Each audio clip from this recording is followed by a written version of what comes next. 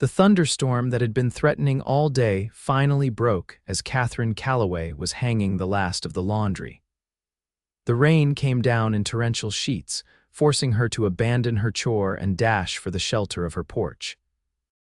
From there, squinting through the downpour, she saw him a lone figure struggling across her muddy yard, one leg dragging behind him like a broken branch. Catherine's breath caught in her throat. She hadn't seen another soul in 3 days, not since the last supply wagon had passed through.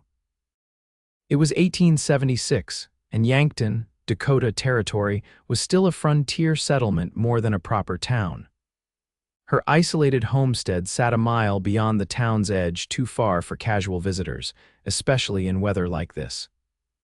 The man's hat was pulled low, but even from a distance, Katherine could see he was tall, broad-shouldered, and in considerable pain. His right hand pressed against his side while his left gripped a worn saddle bag, no horse in sight. As he approached, his boot slipped in the mud and he nearly went down before catching himself. "Sir," Katherine called out, stepping to the edge of the porch. "Sir, come inside before you drown out there." The stranger looked up, revealing a face weathered by sun and wind, stubbled with several days' growth. Despite his obvious discomfort, his eyes were alert, wary. "Just passing through, madam," he called back, voice nearly lost in the rumble of thunder. "Don't mean to trouble you." But trouble had already found him. As he tried to change direction, his injured leg buckled completely. Katherine didn't hesitate. She hitched up her skirts and rushed into the rain, reaching him just as he stumbled again. "Take my arm," she instructed, positioning herself beside him. The stranger stiffened. "I don't need pity," he said, words clipped with pain and pride. "I'm offering help," Katherine replied firmly, "and in this weather you'd be a fool not to take it." For a moment she thought he might refuse, but another clap of thunder seemed to decide the matter. He nodded once, allowing her to slip her shoulder under his arm. Together they made their way slowly toward the house. Katherine could feel the heat of fever through his damp shirt and wondered what kind of wound was hidden beneath his long duster coat. He smelled of horses, gunpowder, and something metallic that might have been blood. Once on the porch, he paused, reluctance evident in his stance. "Madam, I don't want to bring trouble to your door." "Trouble found me when I decided to homestead alone in Dakota Territory," she answered, pushing open her door. "I doubt you can add much to it." Inside, the single-room cabin was neat and modestly furnished, a small iron stove in one corner, a rough-hewn table with 2 chairs, a narrow bed against the far wall, and a trunk at its foot. A colorful quilt and several books were the only hints of luxury. "Sit," Katherine directed, pointing to one of the chairs. "I'll get a fire going." The stranger remained standing, water pooling around his boots. "Name's Xavier Lawson," he said, as if offering his name might mitigate the intrusion. "Katherine Calloway," she replied, kneeling to light the stove. "Most folks call me Kate." Xavier Lawson nodded, then winced as he finally lowered himself into the chair. "Much obliged for your hospitality, Miss Calloway." "Mrs.," she corrected, then added, "widow, actually." She didn't look up from her task, missing the flicker of assessment that crossed his face. Once the fire caught, Kate turned her attention back to her unexpected guest. "Now, Mr. Lawson, I'm guessing that leg needs more than rest, and you're favoring your right side in a way that suggests there's a story you haven't told me." Xavier's gaze, which had been sweeping the cabin cataloging exits, she realized returned to her face. "You're observant." "Necessary trait out here," she said, approaching him. "May I?" After a moment's hesitation, he shrugged out of his duster, revealing what Kate had suspected, a blood-stained shirt, the crimson patch spreading from just below his ribs. "Bullet or knife?" she asked matter-of-factly. His eyebrows rose slightly. "Bullet, grazed me 2 days back. The leg's worse, though took a fall when my horse spooked at a rattler yesterday. Horse bolted." Kate nodded, already gathering supplies. "You're lucky it wasn't a direct hit." "And even luckier you found my place before the fever took over completely." "Don't feel particularly lucky," Xavier muttered, but allowed her to help him remove his boot and roll up his pant leg, revealing an angry, swollen ankle. "Broken?" she asked, gently probing the injury. He shook his head. "Don't think so. Bad sprain." Kate worked methodically, first cleaning and bandaging the bullet graze, then wrapping his ankle tightly with strips of clean cloth. Her movements were efficient, her touch professional. Xavier watched her hands capable, calloused, but unmistakably feminine. "You've done this before," he observed. "My husband was a doctor," she explained, securing the bandage. "I assisted him often. And now you're alone out here," she straightened, meeting his gaze directly. "2 years now. After Thomas died in a diphtheria outbreak, I decided to stay and work our claim. Everyone thought I'd return east to my parents, but," she shrugged, "this is home now." "It's no place for a woman alone," Xavier said, then immediately raised a hand when her expression hardened. "Not that it's my business." "No," Kate agreed coolly, "it isn't." She moved to the stove where water was beginning to steam. "You need food, rest, and dry clothes. I have some of Thomas's things that might fit you." Xavier looked uncomfortable. "I don't want to impose." "Would you rather I turned you back out into the storm?" she asked practically. He glanced toward the window where rain still lashed against the glass. "No, madam. Then it's settled." Kate poured hot water into a basin and brought it to him with a cloth. "Clean up, I'll find those clothes." As she turned away, Xavier caught her wrist. His grip was gentle but firm. "Why are you helping me? You don't know anything about me." Kate looked down at his hand, then back to his face. His eyes were the color of a summer sky, startling against his tanned skin. "I know you're injured, caught in a storm, and a long way from wherever you're headed. That's reason enough." Something in his expression shifted, a slight softening around the eyes, a quirk at the corner of his mouth. Not everyone would see it that way. "I'm not everyone," Kate replied simply and went to fetch the clothes. Later, changed into Thomas's old shirt and trousers, which were a bit short in the leg, Xavier sat at the table while Kate served a simple but hearty stew. She noticed how he positioned himself back to the wall, clear view of both door and windows, a man used to watching his back. "So, Mr. Lawson," she said, breaking the silence, "what brings you to Yankton, besides bad luck with horses and bullets?" Xavier paused with his spoon halfway to his mouth. "Just passing through," he repeated his earlier claim. "Most folks passing through take the main road, not a path that leads them to my isolated homestead," Kate pointed out. He took his time chewing before answering. "I was trying to avoid some interested parties. The same parties responsible for that." She nodded toward his bandaged side. A faint smile touched his lips. "You really are observant, Mrs. Calloway." "Kate," she corrected, "and you haven't answered my question." Xavier set down his spoon and looked at her directly. "Yes." "Same parties, which is why I should be moving on as soon as the storm passes. I've already imposed enough, and I wouldn't want to bring any more trouble your way." Kate held his gaze. "Is it legal trouble or the other kind? Does it matter?" "It might." Xavier leaned back, considering her. The lamplight cast shadows across his features, highlighting the strong line of his jaw and the faint scar that bisected his left eyebrow. "It's complicated. I'm not a criminal, if that's what you're asking, but there are men who think I have something that belongs to them.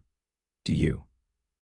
Kate asked boldly. He smiled then, a genuine expression that transformed his face. "No, but they won't stop looking until they're convinced of that." Kate nodded, accepting the partial explanation. "Well, Mr. Lawson, Xavier," he interrupted, "or Zav, most folks call me Zav." "Well, Xavier," she continued deliberately, with a hint of stubbornness that made him smile again, "you won't be going anywhere tonight, and probably not tomorrow either if that ankle is as bad as it looks, so you might as well get comfortable." As if to emphasize her point, another crack of thunder shook the small cabin. "Yes, madam," he conceded, "though I'll need to be on my way as soon as possible." "We'll see," Kate said noncommittally, rising to clear their bowls. As night fell fully, the rain continued unabated. Kate prepared a makeshift bed for Xavier near the stove, using blankets and her spare quilt. "I can't take your bed," he protested when he realized her intention. "You're not," she answered practically. "I'm keeping it. But you need to elevate that leg, and the floor by the stove is the warmest spot." Xavier didn't argue further. The fever from his wound combined with exhaustion was taking its toll. As Kate helped him settle, she noted how he kept his saddlebag close, one hand resting on it protectively even as his eyelids grew heavy. "Sleep," she instructed softly. "You're safe here tonight." Xavier's eyes, already closing, opened briefly. "Are you?" he asked, and the genuine concern in his voice caught her off guard. Kate smiled gently. "Yes, now rest." She banked the fire in the stove, then moved to her own bed, pulling the curtain she'd hung for privacy. Through the thin fabric, she could see Xavier's silhouette, his chest rising and falling in the rhythm of sleep. Who was this man? A cowboy, certainly, but there was something else about him, something in his speech and manner that suggested he hadn't always ridden the range. And who were these men pursuing him? Kate had seen enough of frontier justice to know that sometimes the line between lawman and outlaw blurred, depending on who was telling the story. As she drifted toward sleep, Kate realized it had been a long time since she'd had a conversation with anyone beyond brief exchanges at the general store in town. Longer still since she'd shared her table with a man.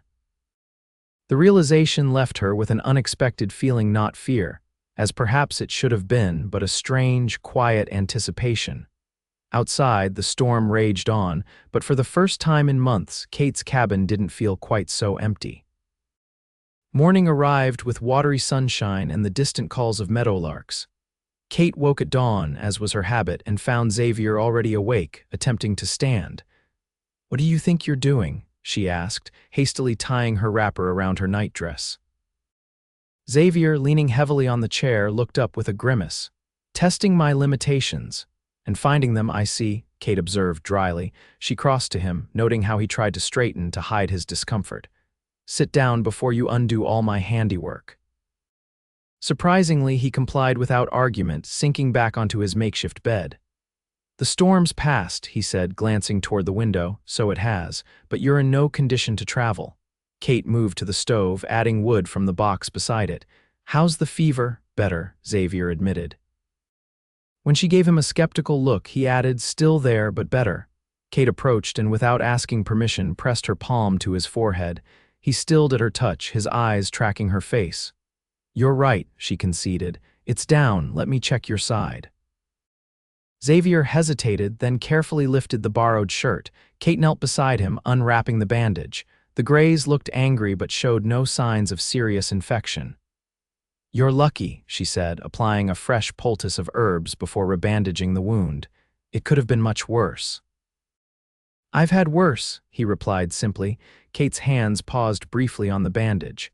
Now, in daylight, she could see other scars on his torso, old wounds with stories of their own. "I'm sure you have," she said softly. After breakfast cornmeal mush with the last of Kate's preserved berries, she helped Xavier to the porch. The morning air was crisp and clean after the storm, with puddles dotting the yard and water dripping from the eaves. "I have chores," Kate explained, settling him in a chair with his injured leg propped on a stool. "The animals need tending, and I need to see what the storm damaged." Xavier frowned. "I should help." "You should sit," she countered, placing his hat on his head. "Keep the sun off your face." "I'll bring you some water before I go to the barn." As Kate moved about her homestead, she was acutely aware of Xavier's gaze following her. It wasn't uncomfortable, exactly, but it had been a long time since she'd had an audience for her daily routine. She fed the chickens, collected eggs, milked her cow, and checked the vegetable garden, which had thankfully survived the downpour with only minor damage. When she returned to the porch, Xavier was whittling a piece of wood, his hands deft despite his condition. Shavings curled around his boots. "You'll sweep those up," Kate informed him, setting down her basket of eggs. Xavier looked up, a hint of amusement in his eyes. "Yes, madam." "What are you making?" she asked, curious despite herself. He turned the piece in his hand. It was beginning to take the shape of a small bird. "Just keeping my hands busy. Old habit." Kate leaned against the porch railing, studying him. In the morning light, she could better assess her unexpected guest. He was younger than she'd first thought, perhaps 30 or 32, only a few years older than her own 28 years. His brown hair, a shade lighter at the temples, curled slightly where it was too long at the collar. The stubble on his jaw had thickened toward a proper beard. "You're staring, Mrs. Calloway," Xavier observed without looking up from his carving. Kate straightened. I'm trying to figure you out, Mr. Lawson. Now he did look up, those blue eyes squinting slightly in the sunlight. And what have you concluded? That you're running from something, but not because you're afraid, she said honestly, and that you're not the drifting cowhand you pretend to be. Xavier's hands stilled. What makes you say that? Your speech, for one. You can drop into frontier talk when it suits you, but it's not natural to you, and your hands, they're calloused from work, but not exclusively rope and reins. A slow smile spread across Xavier's face. Your husband wasn't the only observant one in the family, I see, Kate shrugged. Out here, noticing details can keep you alive. True enough. Xavier returned to his carving, but his expression had grown more thoughtful. I was educated back east, went to university even for a time. Then the war came. Which side? Kate asked quietly. Union. His answer was immediate. Though I had family who went the other way, Kate nodded. Many families had been torn apart during those terrible years. And after, Xavier's knife moved delicately, shaping the bird's wing. Couldn't settle, tried going back to school, tried a law office in St. Louis, but... He trailed off, then looked up at the vast Dakota sky. Something about the open country called to me, been moving ever since. Doing what? His smile turned enigmatic. Bit of this, bit of that. Ranch work mostly, some scouting for the army, guide for hunting parties. He paused, then added, sometimes I find things for people. What kind of things? Whatever they're looking for. Xavier blew wood shavings from the carving. People, documents, lost treasures. Kate raised an eyebrow. A bounty hunter? Not exactly. He looked uncomfortable with the term. I have principles about what jobs I take. And the men looking for you now, does that have to do with something you found? Xavier's expression closed slightly. Something I didn't find. Or rather, something I found but not in the way they expected. Before Kate could press further, the distant sound of approaching horses reached them. Xavier tensed, hand moving instinctively to his hip where a gun would normally be holstered. Kate noticed the gesture. My rifle's inside, she said quietly.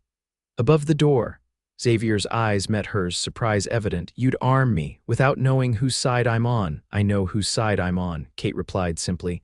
This is my home and you're my guest, that's enough for now. The approaching riders came into view, 3 men on horseback, moving at an easy trot up the long path to Kate's homestead. Xavier tried to rise, but Kate placed a firm hand on his shoulder. You stay put, she instructed. Let me handle this. Kate, he began, but she was already stepping off the porch, smoothing her apron as she went to meet the riders. The men reined in their horses a respectful distance from the house. The leader, a hard-faced man with a sheriff's badge pinned to his vest, tipped his hat to Kate. Morning, madam, he called. Sheriff Blackburn from Yankton. Hope we're not disturbing you. Good morning, Sheriff, Kate replied evenly. What brings you out this way? The sheriff's eyes moved past her to the porch where Xavier sat watching. Looking for a man. Thought he might have passed through during the storm.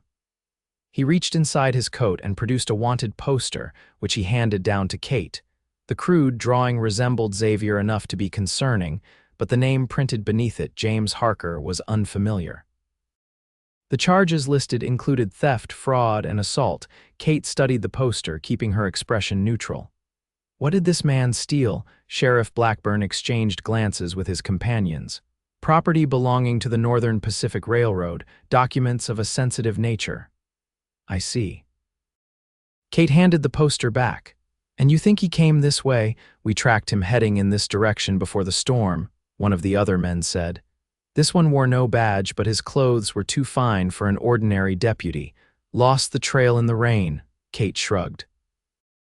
I haven't seen anyone matching this description. The storm was fierce. If he was caught in it, he might have sought shelter elsewhere, or worse. The sheriff's gaze shifted back to the porch. And who might that be? Kate didn't hesitate. My brother-in-law, Xavier Lawson. He arrived yesterday to help with the homestead. My late husband's brother, she added, the lie rolling smoothly off her tongue. The third man, who had remained silent until now, leaned forward in his saddle. Injured, is he? Took a fall from his horse, Kate explained. Sprained his ankle badly. Sheriff Blackburn dismounted, handing his reins to one of his companions. Mind if I have a word with him? Kate gestured toward the porch. "Of course not, Sheriff. Would you care for some coffee? It must have been a long ride from town."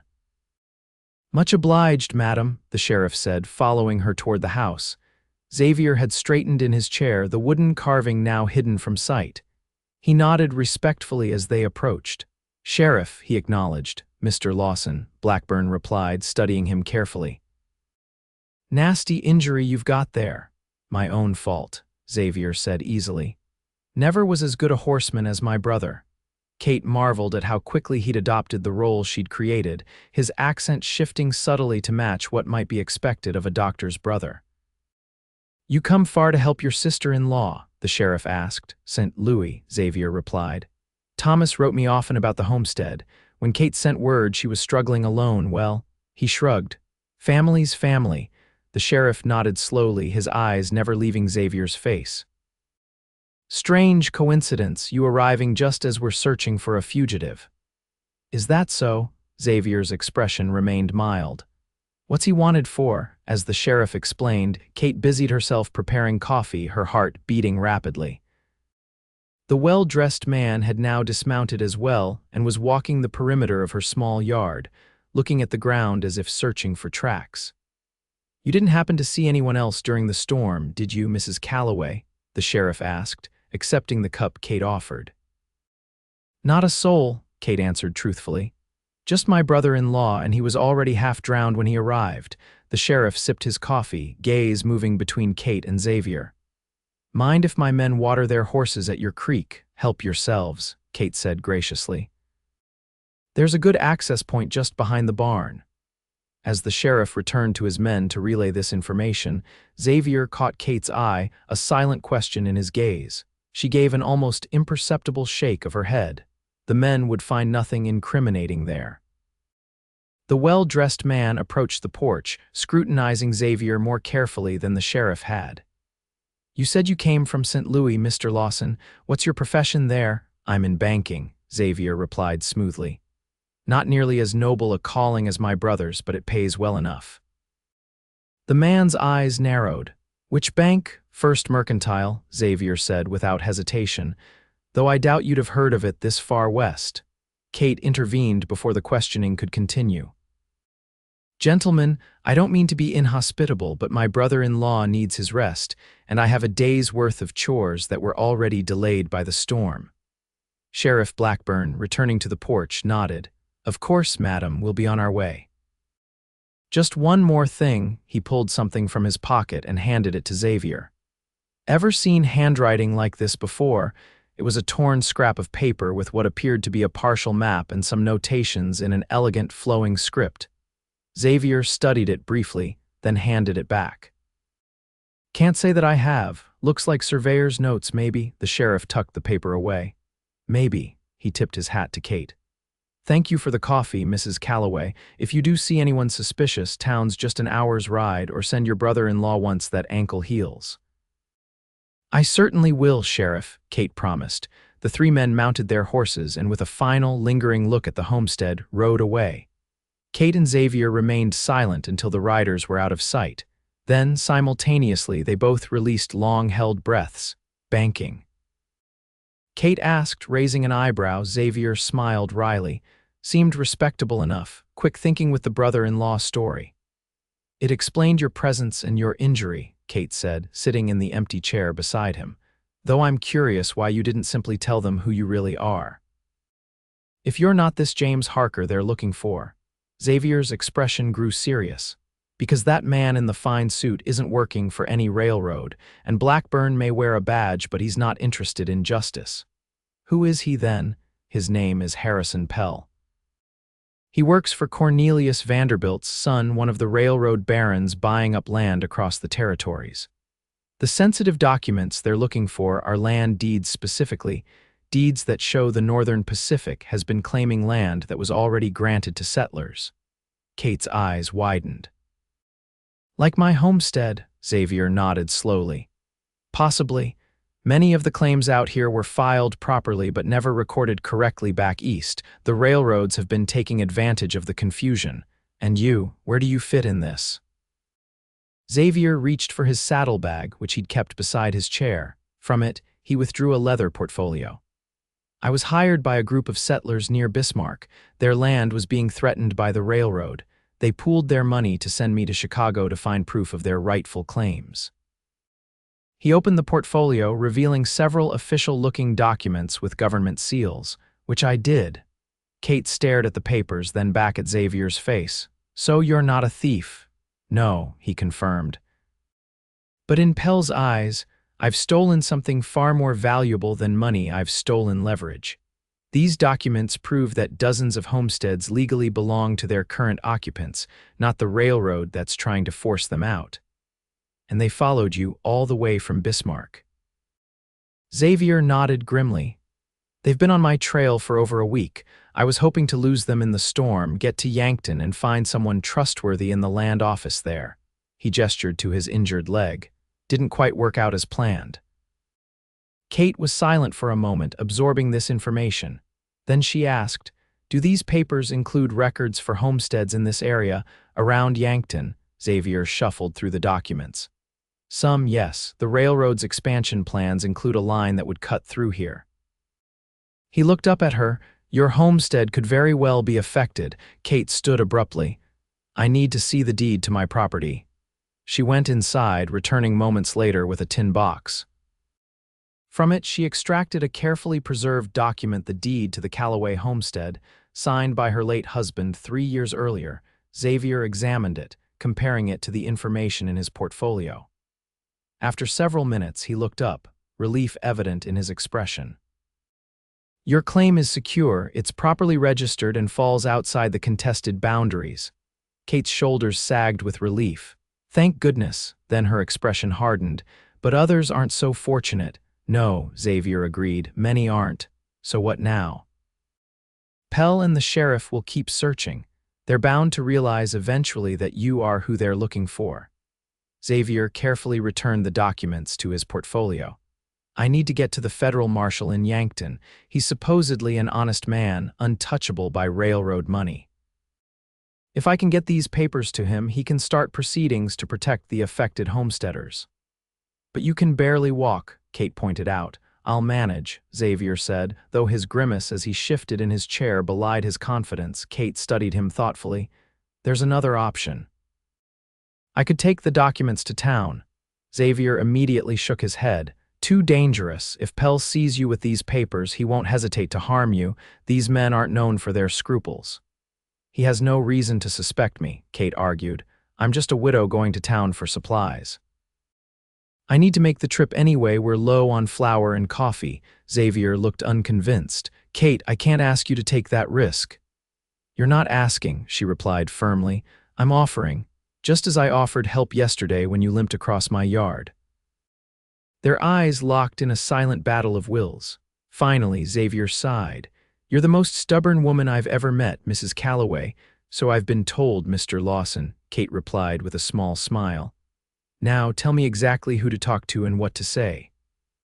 By early afternoon, Kate had hitched her wagon and prepared for the journey to Yankton.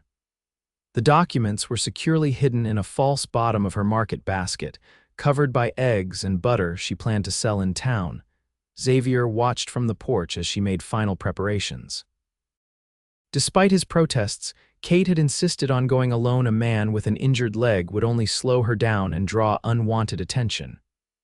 "Remember," Xavier cautioned, "ask for Marshal Fletcher directly.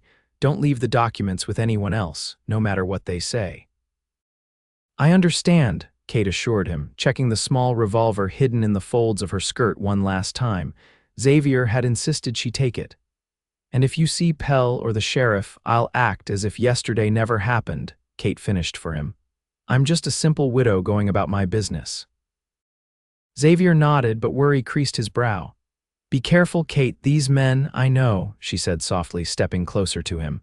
"I'll be back before dark." On impulse, she leaned forward and pressed a quick kiss to his cheek. Xavier looked startled, then something warmer flashed in his eyes. "What was that for?" he asked. "For luck," Kate replied, feeling a flush rise to her cheeks. "And for trusting me with this." Before he could respond, she climbed onto the wagon seat and took up the reins. "There's stew on the stove if you get hungry. Try not to undo all my bandaging work while I'm gone." Xavier's smile faded as he watched her drive away, but Kate didn't see it. She was focused on the road ahead and the crucial mission she'd undertaken. It had been a long time since she'd felt such a sense of purpose or such concern for a man she'd known less than 2 days. The journey to Yankton took nearly an hour. The town had grown considerably since Kate had first arrived with Thomas 3 years earlier. Now it boasted several blocks of proper buildings, a hotel, various shops, a bank, and the territorial offices. The streets were busy with wagons, riders, and pedestrians going about their business. Kate drove directly to the mercantile, where she sold her eggs and butter as usual. Mrs. Peterson, the proprietor's wife, was full of gossip as always. "Heard there was some excitement yesterday," she said as she counted out coins for Kate's produce. "Sheriff Blackburn and some railroad man chasing after a fugitive came right through town like they were possessed. Is that so?" Kate replied, carefully casual. "What kind of fugitive?" Mrs. Peterson leaned forward conspiratorially. "Some kind of thief, they say, stole important papers from the railroad. My Henry says there's a reward being offered for information." Kate raised her eyebrows in feigned interest.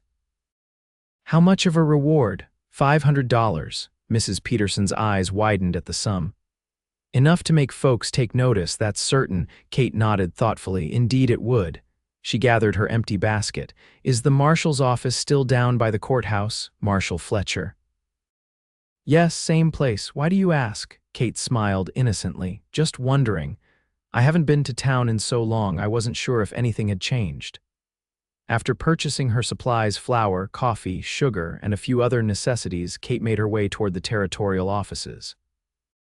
The marshal's building was a modest structure with a small sign identifying it as the office of U.S. Marshal James Fletcher. Kate took a deep breath and entered. Inside, a young deputy looked up from his desk. "Can I help you, madam?" "I need to speak with Marshal Fletcher," Kate said firmly. "It's a matter of some urgency." The deputy looked skeptical. "The marshal's quite busy, madam. Perhaps I could." "It must be the marshal himself," Kate insisted. "Please tell him Mrs. Katherine Calloway is here regarding homestead claims in the territory." The deputy hesitated, then nodded. "Wait here, please." He disappeared through a door at the rear of the office. Kate waited, acutely aware that every minute increased the chance of running into Pell or Sheriff Blackburn. Her hand strayed to the hidden pocket where Xavier's revolver rested. The deputy returned moments later, followed by a tall man with iron-gray hair and a weathered face. Marshal Fletcher's eyes were sharp and assessing as he approached Kate. "Mrs. Calloway," he greeted her, extending his hand. "What can I do for you today?" "Is there somewhere we might speak privately, Marshal?" Kate asked. Fletcher studied her face, then nodded. "My office, this way, please." Once the door was closed, Kate wasted no time. She explained about Xavier using only his real name and the documents he'd recovered. As she spoke, she retrieved the portfolio from her basket and placed it on the marshal's desk. Fletcher listened without interruption, his expression growing more serious as Kate detailed Pell's pursuit and the sheriff's involvement. When she finished, he opened the portfolio and began examining the documents carefully. "These appear genuine," he said after several minutes. "And if what you say is true, Mr. Lawson has done these settlers a great service." He looked up at Kate, "But he's placed himself in considerable danger. Harrison Pell has a reputation for dealing harshly with those who interfere with railroad business. Which is why I came in his stead," Kate explained. "Pell has no reason to suspect my involvement." The marshal nodded slowly. "A clever strategy, Mrs. Calloway. But now you've involved yourself in a potentially dangerous situation." "I made that choice when I offered help to an injured man on my property," Kate said simply. A slight smile touched Fletcher's lips. "Indeed." He gathered the documents and locked them in his safe. "I'll need Mr. Lawson to come in and make a formal statement when he's able. In the meantime, I'll begin proceedings to secure these claims and investigate Sheriff Blackburn's involvement with Pell." "And Xavier?" Kate asked. "Will he be safe?" "Once I have these documents officially recorded, Pell will have no legal recourse," Fletcher assured her. "But until then, both you and Mr. Lawson should exercise caution. Pell is not a man who gives up easily." Kate nodded, relief mingling with lingering concern. Thank you, Marshal. No, Mrs. Calloway, Fletcher said seriously. It is I who should thank you and Mr. Lawson. What you've done today may save dozens of families from losing their homes. As Kate left the marshal's office, she felt lighter than she had in months. She had accomplished her mission, and soon Xavier would be able to complete his. The thought brought an unexpected warmth to her chest. What would happen once Xavier's task was finished? Would he simply move on to the next job, the next adventure? The idea left her feeling strangely hollow. Kate was so preoccupied with these thoughts that she almost walked directly into Harrison Pell as she rounded the corner near the general store. She stopped short, her heart racing. Mrs. Calloway, Pell said, his tone pleasant but his eyes cold. What a surprise to see you in town so soon after our visit. Kate forced a smile. Mr. Pell, yes, I had to replenish supplies. The storm delayed my usual trip. Pell's gaze shifted to her basket, now filled with her purchases. Of course, and how is your brother-in-law faring? That ankle looked quite painful. He's resting, Kate replied. Thank you for asking. Pell stepped closer, lowering his voice. It's curious, I inquired about Dr. Calloway at the hotel. No one recalled him having a brother, especially not one in banking in St. Louis. Kate's mouth went dry, but she maintained her composure. My husband was a private man, Mr. Pell. He rarely discussed his family with strangers. I see. Pell's smile didn't reach his eyes. Well, I do hope Mr. Lawson recovers quickly. I may have some additional questions for him. I'll let him know you asked after him, Kate said, moving to step around Pell. He blocked her path subtly. One more thing, Mrs. Calloway. If you should happen to encounter anyone else during your travels, anyone who might match the description of the man we're seeking, I would consider it a personal favor if you would send word to me at the hotel. Of course, Kate agreed, meeting his gaze steadily. Good day, Mr. Pell. As she walked away, Kate could feel Pell's eyes following her. She maintained an unhurried pace, though every instinct screamed at her to run. It wasn't until she had loaded her supplies into the wagon and was driving out of town that she allowed herself to exhale fully. Pell suspected something. The question was, what would he do about it? The sun was beginning its descent when Kate's wagon finally approached her homestead. She was surprised to see smoke rising properly from her chimney more than the banked fire she had left. As she drew closer, she could smell something cooking. Inside, she found Xavier standing at her stove, stirring a pot of what appeared to be rabbit stew. He had managed to dress in his own clothes, now mostly clean and dry, though he still favored his injured leg heavily. You shouldn't be up, Kate admonished, setting down her basket. Xavier turned, relief evident on his face when he saw her.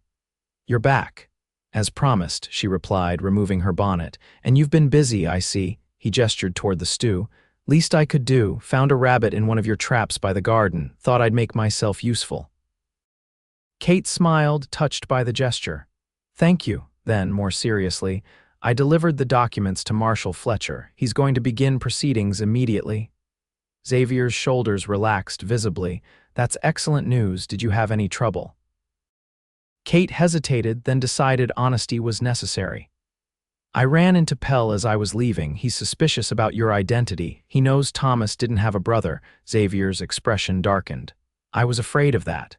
He moved away from the stove, limping less severely than the day before. I should leave tonight. If Pell connects you to those documents, the marshal is already taking action, Kate interrupted. Running now won't help. Besides, you're still injured. I've traveled in worse condition, Xavier said grimly. Kate stepped closer to him. And what good will that do?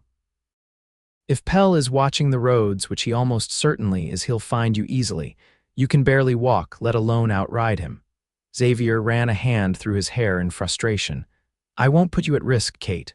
I put myself at risk when I decided to help you, she reminded him. And when I took those documents to town. They stood facing each other in the small cabin, neither willing to back down. Finally, Xavier sighed. You really are the most stubborn woman I've ever met, he repeated his earlier assessment, but there was something like admiration in his voice now. Kate smiled slightly.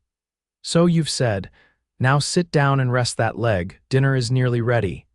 As they ate, Kate related the details of her meeting with Marshall Fletcher, including his request that Xavier come to town to make a formal statement when he was able. "He seemed like an honest man," she concluded. "He understood the importance of what you've done." Xavier nodded thoughtfully. "Fletcher has a good reputation. If anyone can handle Pell and the railroad, it's him." "Then we wait," Kate said decisively. "Give your injuries time to heal, let the marshal do his work, and then you can make your statement and be on your way." The last words came out more wistfully than she had intended. Xavier looked at her closely, something unreadable in his expression. "Yes," he said slowly, "on my way." The evening passed comfortably. Xavier carved more of his wooden bird while Kate mended a tear in one of her dresses. The domestic scene struck Kate as strangely natural, as if they had spent many such evenings together instead of having met just the day before. As Kate prepared for bed, she found herself wondering again what would happen when Xavier left. In just 2 days, he had brought more life and purpose to her lonely existence than she had experienced in the 2 years since Thomas died. "Kate," Xavier's voice interrupted her thoughts. He had moved to stand near her curtained sleeping area, respecting the boundary but close enough to speak softly. "I want to thank you. Not many would have helped a stranger the way you have." Kate pushed aside the curtain slightly. "You would have done the same," Xavier smiled. "I'd like to think so." He hesitated, then added, "When this is over, when Pell is dealt with and the homesteader's claims are secure, I'd like to repay you somehow." "There's no need," Kate assured him. "Knowing those families won't lose their homes is payment enough." "Still," Xavier persisted, "if there's anything you need, repairs to the homestead, supplies, anything, I want to help before I move on." Move on. The words echoed in Kate's mind. Of course he would move on. Men like Xavier Lawson didn't settle down, especially not with widow women on isolated homesteads. "We'll discuss it when the time comes," Kate said, suddenly tired. "Good night, Xavier." "Good night, Kate," he replied softly. She pulled the curtain closed, but sleep was long in coming that night. The next 3 days fell into an unexpected rhythm. Xavier's leg improved steadily, allowing him to help with light chores around the homestead. He fixed Kate's leaking roof, repaired a broken hinge on the barn door, and even fashioned a new handle for her well bucket. Kate found herself enjoying his company, his dry humor, his stories of travels across the territories, the way his eyes crinkled when he smiled. On the 4th morning after Kate's trip to town, they were having breakfast when the sound of approaching riders reached them. This time there were more than 3. Xavier was on his feet immediately, moving to the window. 6 riders, he reported, Pell and Blackburn among them. Kate's heart raced, but she remained calm. "What do they want? I think we're about to find out." Xavier reached for the rifle Kate had placed near the door. "Stay inside." "Not likely," Kate retorted, following him to the porch. The 6 horsemen approached steadily, spreading out as they neared the cabin. Pell and Sheriff Blackburn rode slightly ahead of the others. "Good morning, Mrs. Calloway," Pell called, his tone falsely pleasant. "I hope we're not interrupting your breakfast." "What can I do for you, Mr. Pell?" Kate replied evenly. Pell's gaze shifted to Xavier. "We've come for your guest, or should I say James Harker." Xavier stepped forward, rifle held loosely at his side. "My name is Xavier Lawson, as the lady told you before." "Is that so?" Pell smiled coldly. "We have information suggesting otherwise. Sheriff Blackburn has a warrant for your arrest, Mr. Harker or Lawson, if you prefer." "Either way, you'll be coming with us." "On what charges?" Xavier demanded. Sheriff Blackburn produced a paper. "Theft of railroad property, fraud, resisting arrest." "Those charges are false, and you know it," Xavier said flatly. "The documents I collected prove the railroad has been claiming land illegally." Pell's smile vanished. "So you admit to taking the documents?" "I admit to securing legal proof that settlers' claims are valid," Xavier corrected. "Those documents are now with Marshal Fletcher, who is initiating proceedings to protect the affected homesteads." Pell's expression hardened. "Fletcher has no jurisdiction over railroad matters.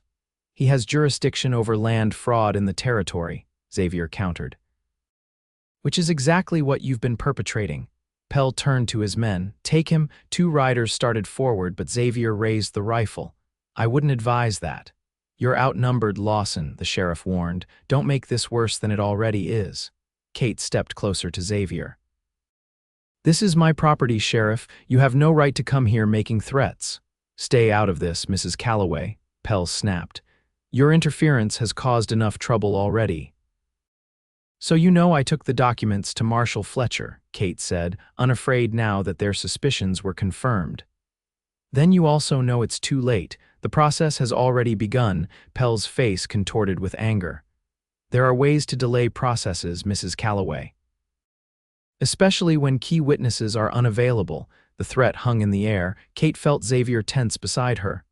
This is your last warning, Sheriff Blackburn announced. Surrender now or we'll be forced to take action.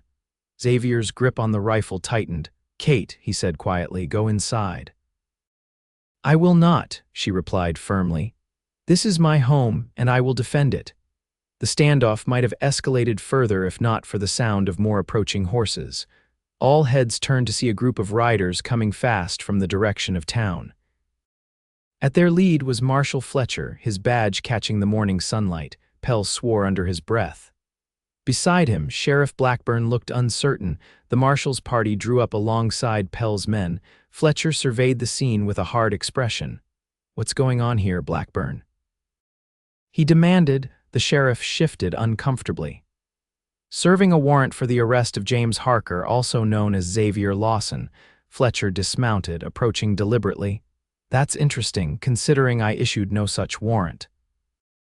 And as the federal marshal for this territory, I'm the only one authorized to issue warrants for the crimes you've described. This is a railroad matter, Pell interjected. The Northern Pacific has its own security, not in this territory it doesn't, Fletcher cut him off. And not when the alleged crimes involve land claims under federal protection. He turned to Xavier and Kate. Mr. Lawson, Mrs. Calloway, are you both all right? We're fine, Marshal, Xavier answered, lowering his rifle slightly. Fletcher nodded, then addressed the assembled men. Sheriff Blackburn, you and your men will return to town immediately. Your badge and position are under review pending an investigation into your collaboration with private interests against federal homesteaders. Blackburn's face paled. Now see here, Fletcher, that's Marshal Fletcher to you, the lawman corrected coldly. And I suggest you comply without further argument if you want any chance of avoiding federal charges yourself. Blackburn glared but gave a curt nod to his deputies. They turned their horses and began to ride away. Pell remained. This isn't over, Fletcher. The railroad has friends in Washington. So do I, Fletcher replied evenly. And unlike yours, mine respect the law. Now you have a choice, Mr. Pell. You can leave this territory peacefully today, or you can join Sheriff Blackburn in my jail while I investigate your role in falsifying land claims. For a moment, it seemed Pell might choose defiance. Then, with a last venomous look at Xavier and Kate, he wheeled his horse around and galloped after Blackburn's retreating party. Only when they were well away did Kate realize she had been holding her breath. Beside her, Xavier's posture relaxed, though he kept the rifle ready. Marshal Fletcher approached them, his expression softening. I received word that Pell was assembling a party to ride out here. Thought you might appreciate some support. Your timing was impeccable, Marshal, Xavier said gratefully, extending his hand. Fletcher shook it firmly. The documents you recovered have already made quite an impact, Mr. Lawson. The territorial governor has ordered a full review of all railroad land claims in the region. Will that be enough to stop them? Kate asked. For now, Fletcher confirmed. And with evidence of Blackburn's corruption, we have grounds to scrutinize every action the railroad has taken in this territory. Xavier nodded thoughtfully. What about Pell? He'll report back to his employers, Fletcher said grimly. They won't be pleased. But the Northern Pacific will find other ways to expand. They always do. And the homesteaders, Kate pressed. Will they be safe? Fletcher smiled. Thanks to you too, yes, their claims will be formally recognized and protected. He glanced at Xavier's injured leg. When you're recovered enough to travel, Mr. Lawson, I'd still like that formal statement, but there's no rush now. I'll be there, Xavier promised. After the marshal and his men departed, Kate and Xavier returned to the cabin in silence. The confrontation had left them both shaken but relieved. "It's over," Kate said finally, sitting at the table, or nearly so. Xavier placed the rifle back in its place above the door. "Yes," he agreed, but something in his tone made Kate look up. "What is it?" she asked.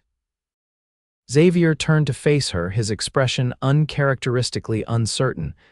"I've been thinking about what happens next." Kate's heart quickened. "You mean after you give your statement to the marshal?" He nodded, moving to sit across from her.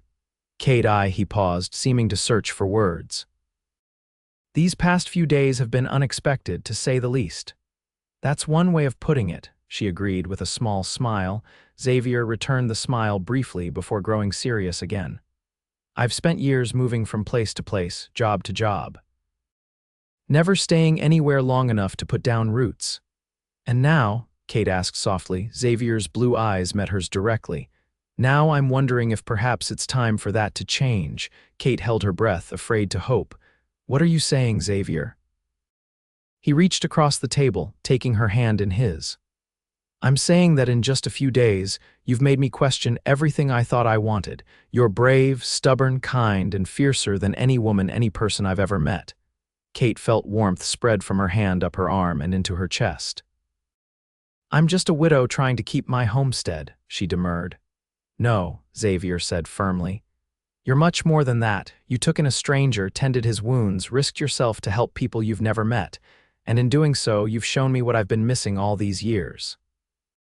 "And what's that?" Kate asked, her voice barely above a whisper. "A place to belong," Xavier answered simply. "Someone to belong with." Kate's free hand rose to her throat. "Xavier, we've known each other less than a week." "I know," he acknowledged. "And I'm not proposing marriage, not yet anyway." His smile returned, warm and genuine. "But I am proposing to stay, if you'll have me." "Stay," Kate repeated, uncertain she had heard correctly. Xavier nodded. "This homestead has plenty of work for two. And I hope that what started between us might grow into something worth building a life around." Kate's eyes filled with unexpected tears. "You would give up your wandering for this place? For you," Xavier finished when she faltered. "Yes, if you'll give me the chance." Kate looked around the small cabin that had been both her sanctuary and her prison for the past 2 years. Then her gaze returned to Xavier's face, open, hopeful, and somehow already dear to her. "I think," she said carefully, "that would be a chance worth taking." Xavier's smile widened and he lifted her hand to his lips, pressing a gentle kiss to her knuckles. "Then I'll stay, Kate Calloway, and we'll see where this journey leads us." "Together," Kate added, her own smile breaking through like sunshine after a storm. "Together," Xavier agreed. Summer faded into autumn, and autumn gave way to a harsh Dakota winter. The homestead, once maintained by Kate's determination alone, flourished under the care of 2 pairs of hands. Xavier proved to be as skilled with carpentry as he was with horses, expanding the cabin to include a proper bedroom and improving the barn to better shelter their growing livestock. Kate's vegetable garden had its best yield ever, thanks to Xavier's suggestion of a windbreak and his labor in building it. They preserved enough food to see them comfortably through the winter months, and Xavier's hunting skills kept fresh meat on their table. In town, they were a subject of curiosity, at first the widow and the mysterious stranger who had defied the railroad. But as weeks passed, they became simply neighbors. Xavier's formal statement to Marshal Fletcher had been recorded, and the proceedings against the Northern Pacific's illegal land claims continued in territorial court. Sheriff Blackburn had been removed from office, replaced by one of Fletcher's deputies. Harrison Pell had not been seen since that confrontation at the homestead. As winter's grip tightened, Xavier and Kate found themselves spending long evenings by the fire, sharing stories of their lives before they had met. Kate spoke of her childhood in Pennsylvania, her marriage to Thomas, their journey west, and the devastating epidemic that had taken him along with a dozen others in the settlement. Xavier told her of his privileged upbringing in Boston, his education interrupted by the war, his disillusionment afterward, and his gradual drift westward. He spoke of jobs taken, skills learned, places seen a life rich in experience but lacking in connection. "I never thought I'd stay anywhere again," he confessed one snowy evening as they sat together on the small sofa he had built. After the war, nothing felt permanent. Everything could be lost in an instant. Kate, nestled against his side, nodded in understanding. "I felt that way after Thomas died, as if everything solid had turned to sand beneath my feet." Xavier's arm tightened around her shoulders. "What made you stay here? You could have gone back east to your family." Kate was quiet for a moment, considering. "Stubbornness at first," she admitted. "Everyone expected me to give up, to admit that a woman couldn't manage alone. I wanted to prove them wrong." "Which you did," Xavier noted with admiration. "Yes," Kate agreed, "but after a while it became more than that. This place, difficult as it was, had become home. I had put too much of myself into it to abandon it." Xavier nodded, his chin brushing the top of her head. "I understand that now. When you've built something with your own hands, it becomes part of you." Kate shifted to look up at him. "And now, do you feel that way about this homestead?" Xavier's eyes, reflecting the firelight, met hers warmly. "I feel that way about the life we're building here, together." Their relationship had developed slowly, naturally, a growing affection built on mutual respect and shared purpose. They had not rushed into physical intimacy, though the attraction between them had been undeniable from the beginning. Xavier had insisted on sleeping in the main room even after completing the bedroom addition, unwilling to presume or compromise Kate's reputation in the community. But as winter deepened and their bond strengthened, the distance between them had gradually diminished. Casual touches lingered. Gazes held longer. Conversations sometimes trailed into comfortable silence, broken only by the crackling of the fire and their synchronized breathing.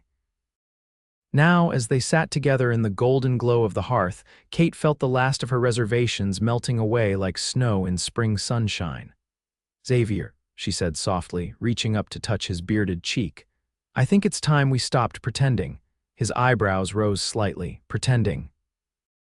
"That we're just partners in this homestead," Kate clarified, her cheeks warming. "That what we feel for each other is merely friendship." Xavier's expression grew serious, though his eyes remained gentle. "Kate, I've never wanted to pressure you or dishonor what you had with Thomas." "I know," she assured him, "and I've appreciated that respect, but Thomas has been gone for over 2 years now, and what I feel for you," she paused, gathering courage. "What I feel for you is something I never expected to feel again." Xavier's hand came up to cover hers where it rested against his face. "And what is it that you feel, Kate Calloway?" he asked, his voice low and tender. Kate took a deep breath. "Love," she said simply. "I love you, Xavier Lawson. Not as a replacement for what I've lost, but as something new and unexpected and wonderful." The smile that spread across Xavier's face was like sunrise breaking over the prairie. "I've been waiting for the right moment to tell you the same," he admitted. "I love you, Kate. Have almost from the first moment I saw you marching through that rainstorm to help a stranger too proud to ask for it." Kate laughed softly. "We've come a long way from I don't need pity and I'm offering help." "We have," Xavier agreed, his smile turning thoughtful.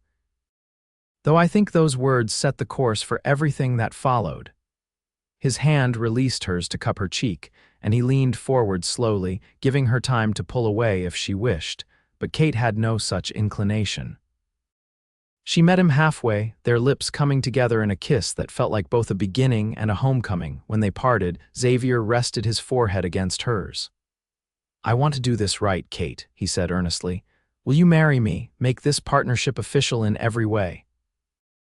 Kate's heart swelled with joy. "Yes," she whispered, "nothing would make me happier." They were married in the early spring of 1877, when the prairie was beginning to green and the first wildflowers dotted the rolling hills. The ceremony took place in Yankton's small church, with Marshall Fletcher serving as Xavier's best man and Mrs. Peterson from the general store standing up for Kate. The entire settlement turned out for the occasion, a testament to how well regarded the couple had become over the past months. Xavier, now known for his carpentry skills as well as his role in protecting the homesteader's claims, had earned respect throughout the community. Kate, whose strength and determination had always been admired, was now celebrated for her happiness as well. After the ceremony, they hosted a modest reception at their homestead, which had been transformed by Xavier's craftsmanship and Kate's touch. The cabin, once a utilitarian shelter, had become a true home, warm, welcoming, and full of evidence of their shared life. As guests departed and twilight settled over the prairie, Xavier and Kate stood on their porch, his arm around her waist, her head on his shoulder. "Happy, Mrs. Lawson?" Xavier asked, still savoring the sound of her new name. Kate smiled up at him, her eyes reflecting the first evening stars. "Completely," she assured him. "And you, Mr. Lawson, any regrets about giving up your wandering ways?" Xavier shook his head firmly. "Not one. The only journey I want now is the one we're taking together." Kate's smile widened. "Then I have something to tell you, something that might make that journey even more interesting." Xavier's eyebrows rose questioningly. "Oh," Kate took his hand and placed it gently on her abdomen. "Come autumn, there will be 3 of us on this homestead." Xavier's expression transformed from confusion to wonder to pure joy in the space of a heartbeat. "Kate," he breathed. "Are you certain?" She nodded, tears of happiness shimmering in her eyes. "Quite certain. Dr. Williams confirmed it when I was in town last week." Xavier swept her into his arms, lifting her off her feet in an exuberant embrace. "A child," he marveled, setting her down gently. "Our child." "The first of many, I hope," Kate said, laughing at his enthusiasm. Xavier kissed her tenderly, then more deeply. "I never imagined I could be this fortunate," he confessed when they parted. "From the moment you saw me limping across this yard, you've given me nothing but blessings." "We've blessed each other," Kate corrected softly. "And now we'll build a legacy together, a family, a home, a place that will endure long after we're gone." Xavier nodded, his expression solemn but radiant with happiness. "A place to belong," he echoed his words from months earlier. "Someone to belong with." "Always," Kate promised, sealing the vow with another kiss as the prairie night enfolded them in its peaceful embrace. Years passed, and the Lawson homestead prospered. Their first child, a son they named Thomas Xavier, was born in the autumn of 1877, exactly as Kate had predicted. He was followed by a daughter, Sarah Elizabeth, in 1879, and another son, James Fletcher, named for the marshal who had become a dear friend, in 1882. Xavier's carpentry skills had evolved into a successful business, with orders coming from as far away as Sioux City for his finely crafted furniture. Kate had established a small but thriving apple orchard, selling fruit and preserves that were considered the finest in the territory. Together, they had expanded their original claim to include adjacent parcels, creating one of the most productive homesteads in the region. Dakota Territory changed as well. The Northern Pacific Railroad eventually built its line, but thanks to Xavier's actions years earlier, it did so without displacing legitimate settlers. Yankton grew into a proper town, and other settlements sprang up along the Missouri River. The harsh wilderness that had greeted Kate when she first arrived with Thomas was gradually tamed, though never entirely conquered. On a warm summer evening in 1890, 14 years after Xavier had limped into Kate's life, they sat together on the expanded porch of their home, watching their children play in the yard where they had first met. "You ever miss it?" Kate asked, her hand finding Xavier's as naturally as breathing. "The adventure, the open trail," Xavier smiled, the lines around his eyes deepening pleasantly. At 46, his hair was beginning to silver at the temples, but his strength and vitality remained undiminished. "I have more adventure in one day with you and those 3 wild creatures than I ever had on the trail," he answered honestly. Kate, still beautiful at 42, laughed softly. "They are a handful," she agreed, watching as Thomas, now nearly 13, helped his younger siblings construct an elaborate fort from scrap lumber. "But a wonderful handful, the best kind," Xavier agreed.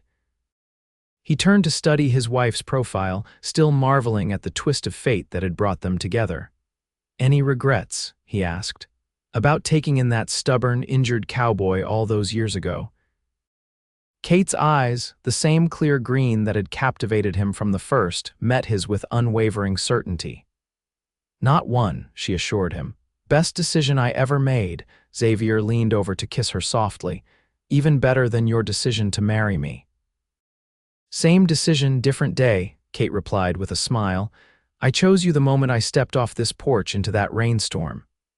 And I chose you the moment you refused to be put off by my pride," Xavier acknowledged, though it took me a bit longer to admit it. "Men," Kate sighed dramatically.